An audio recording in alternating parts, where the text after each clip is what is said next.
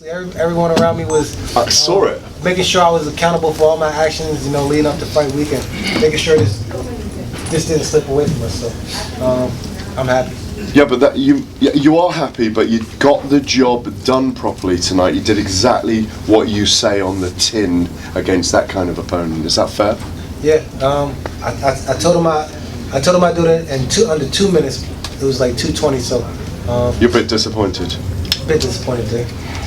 Darrion, can you talk about the finish a little bit? It didn't look like you had your feet exactly in the place that you wanted for that choke. You still managed to throw it out. My body was right where I wanted to be. I think I opened them up with the elbows, forced them to give me the neck, so it's perfect. So you're up against another young whippersnapper next, yeah? Yeah, same thing. Like I said before, I'm taking those O's. Somebody's O gots to go. What do you think of AJ McKee as a fighter? I think exactly what you guys think. He's good. He's 14 or 15-0 for a reason. But like I said, I'm the guy that beat him. I'm the guy that beat Pitbull, and I'm gonna be a champion at Featherweight in 2020. When you do that backflip after the fight, there's a risk you can get injured. Yeah, I know. I just had to make sure the cameraman this time wasn't gonna fuck it up, because last time we all know I had to pay a big fine for doing what I do, just celebrating a victory. So I definitely had to make sure. Now, how are you going to be using your win today to go into your next fight against AJ McKee? Well, this is just another day in the books. Honestly, new opponent. You can't use this win to fight AJ McKee. I can't use the win against Henry Corrales to come in and beat Adam Borics. I just take it day by day and do what I do. Now, and that's beat fools up, honestly. Now, are you going to use your same strategy, or are you going to be studying a little bit of his tapes going to the next fight? I don't focus on what my opponents do. I just focus on what I do. So at the end of the day, it's me against me, and that's it. Did anything today about the fight surprise you, or was it basically according to game plan? It was according to game plan. Honestly, I was happy with my performance because I was able to open up. I heard instructions and I attacked exactly what I wanted to do. So for me, the work ain't done. We got two more wins to get that title, and AJ McKee's next on the list. Is there a feeling with you? Excuse me. Is there a feeling with you that you kind of enjoy it, that when people start to write you off or underestimate you? You and I spoke about this, about the 2 Horiguchi defeats, for example. People said, maybe he's done, maybe he's finished. And it kind of rejuvenated something in you, and we saw that perhaps tonight. And maybe we'll even see that against AJ. Yeah, I've been an underdog pretty much my whole life, whether on the football field, going to nationals, wrestling an undefeated guy, coming in tonight against a 14-0 guy. I've always played the underroad dog, and I thrive there. Where when people think they're gonna let me slip under the cracks, I'm the guy that's gonna step up and make everything happen. So, Darrion, is there something in your life that has taught you that's kind of a journey for you in a way? You carry it with you. It's part of survival almost. Yeah, I mean it's my upbringing. Having 3 brothers. At the end of the night, Mom puts a plate on the table, put 4 plates on the table. Whoever last gets the least amount of food. So making sure, I grew up scrappy. I grew up fighting. So it's just by nature. Darrion, there was obviously a lot of talk about Adam Borics coming up. When you guys were studying him at Team Pinnacle, what were some of the tendencies you saw that you exploited tonight? Well, obviously you got a game plan, and my team does a great job with that. And so I do no thinking. They pretty much lay it all out. They lay the ground rules and we follow it. And so yeah, we were prepared for the knee. We were prepared for the broomstick 1-2s that he had. But at the end of the day, we focus on me. And when we focus on me, these type of things happen. So last time there was the draw, obviously, that dictated where the fighters were gonna, when they were gonna fight. Now it's a little more open. Ideally, when would you want to get in the cage with AJ? Whenever they look, I just fight.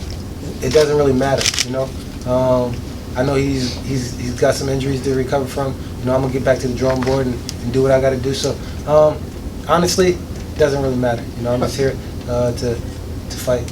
Are you going to be one of those people who's really watching, for example, the Pitbull Carvalho fight when it happens, or is that more, when you get there, you'll watch the fights on I the tape? might just pop up on that Pitbull fight. Since he don't want to fight me, I gotta find a way to fight him. So we'll see. If he wins that fight, I'll let him slide. But if he loses, I'm digging him in the shit. Do you have a message for? I'm running in his grill. Do you have a message for him? Since obviously, he could have chosen, the other fight, but he chose to move you to this one. He already know what's up. When I get my hands on you, it's a wrap. How do you prepare for AJ? He's well-rounded. He has a great corner. His father's a legend. How do you prepare? He also can also talk mentally as well. So how do you prepare? How do you go about defeating AJ? It's the same preparation. Going in, laying the groundwork down early, and then attacking it. He's human. Everybody's beatable, and I proved that tonight. So at the end of the day, I'm gonna go out there and do my business. So his groundwork is flawed from what you see? Who knows? Every fight is different, yeah. So how you can't really say his ground is flawed when he just got a sick ass submission. So for me, it's just about me. Like at the end of the day, it's not about these guys. It's about me.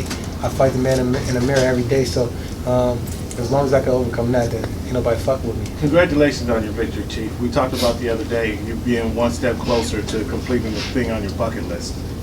What do you feel that you want to improve on for your next fight, if there's anything at all? Well, just staying active. It's a lot. It's a lot to improve on for me. I'm still young in the sport. I've been a champion. I've smelled victory, and I felt defeat. So for me, it's about getting back to the drawing board and laying down the groundwork. What do you say to yourself when things aren't going your way in the cage? Well, I do. We have all these conversations with ourselves, but really it's just a lot of motivation. Like I'm just talking myself up. Like, let's go. You gotta pick it up. At the end of the day, nobody really wanted it like I do. So I think it's gonna show. Seconds after you win, you face off with him. Your adrenaline is pumping. What did he tell you? What did you tell him? Who? Right now, you faced off in the cage. Me and AJ? Nothing. Look, I know AJ. He knows me well, and so it's just normal. It's just like going down the street. Somebody want to fight me. Somebody I know want to fight. Let's get it. So that's pretty much how. I've been in plenty of fights like that, and there's no difference. Now, Adam seemed pretty upset at the end of the match. What did you say to him at the end?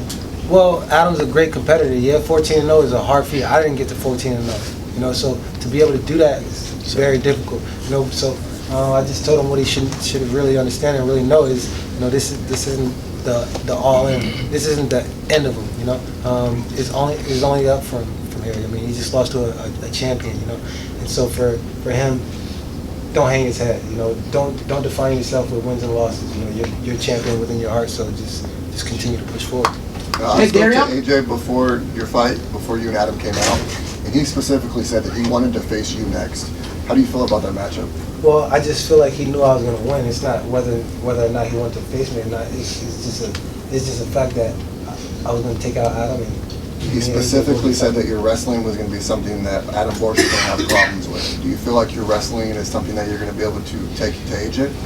To AJ, to Adam, to everyone, whoever. It's not one person. It's just my wrestling ability, And so as long as I'm doing what I do, then take guys down, beat them up. Would it be safe to say that the aggression you showed tonight was calculated, or was it just something you kind of felt in the moment? Yeah, I did want to be a little bit more aggressive this fight rather than the last fight. I was a little off. I felt like I didn't push the pace as much as I wanted, or I could have, and so it was just getting back with the right team, and that's really what really is the big factor for me, is getting back with the right team.